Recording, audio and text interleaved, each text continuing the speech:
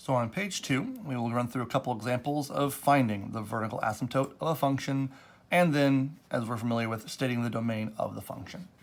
So we said to find vertical asymptotes, those will always come from the zeros of the denominator. So whatever's in the denominator, we completely ignore the numerator in this case. And so we're trying to solve that equation, and in this case, that's a very simple difference of squares that we can factor. So this is a squared minus b squared. Normally I just go off to the side and kind of notate, what does that mean? That means that a has to be x and b has to be 1 for that to be an a squared minus b squared. And then we know difference of squares will always factor into the form of a plus b, a minus b. So x plus 1, x minus 1 would be the factored form. Setting each of those linear factors equal to 0. Subtract 1 there, add 1 there. Now, what we've got are the solutions, right? X equals -1, x equals +1 are the solutions to that equation. Turns out these are also the equations of the asymptotes. Remember, any vertical line will have an equation of x equals a number. So, in fact, we actually have found both of the vertical asymptotes as we would normally notate them.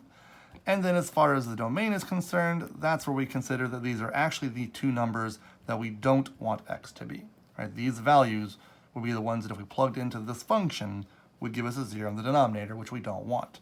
So as usual, we want to exclude those two numbers. So we say the domain starts off at the -infinity on the left, goes until it hits the -1, and then remember that's how we say hops over -1 or excludes -1 as close as you can here. Hop to the other side, start as close as you can there, keep going. In this case, we go till we get to 1, hop over 1, continue on to infinity.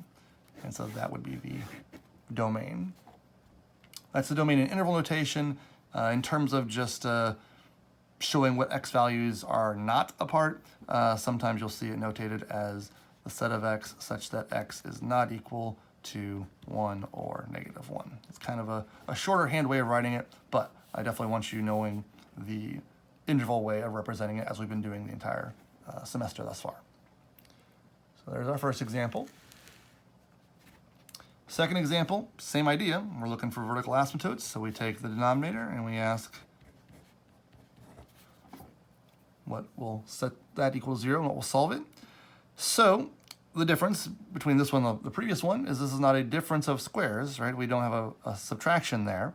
Now, what you might be tempted to do is attempt the, what we call the square root property for solving equations. We could attempt it, meaning get your equation in the form of something squared on one side, number on the other side, and then take the square root of both sides.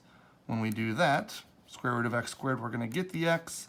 And we know that when we use the square root property, we have to incorporate the plus or minus symbol.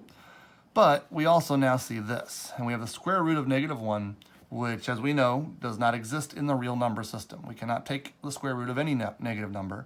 We do have notation for this specifically. The square root of -1 was that symbol we discussed, I. But the idea here is this basically means nothing to us because we want to find vertical asymptotes, which are these vertical lines on our graph that the graph won't cross. This is not a real number. I is an imaginary number. So we can't even graph this. This does not exist in the realm of anything we would ever graph. So this is technically the solution to that. But what that's telling me, that's not a real number. So there are no, and just to abbreviate here, there are no vertical asymptotes. If this equation does not have real solutions, then there are no vertical asymptotes. And what that means, if there are no vertical asymptotes, there are no values for which we can't plug in for x, then that means our domain is allowed to be anything that we want, so negative to positive infinity. All right, and on to the third example.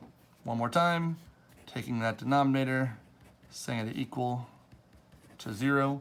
I will also just mention, just to avoid this even possibly happening, don't try to think you're making life simpler by canceling out those x squareds. We've talked a bit about what it takes to cancel in a fraction. You got to cancel common factors, and this x squared is not a factor of the denominator. So we are stuck working with this. But again, just a quick factoring of our quadratic, when we know our binomials start with x, and we need numbers that multiply to -3, but add to -2. So -3 and +1,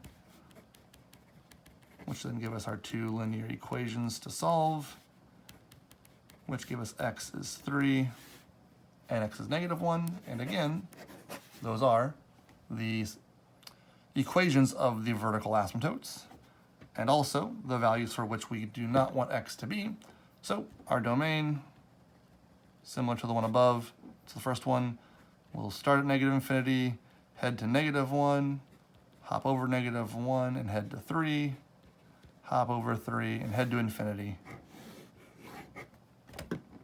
And there's our domain.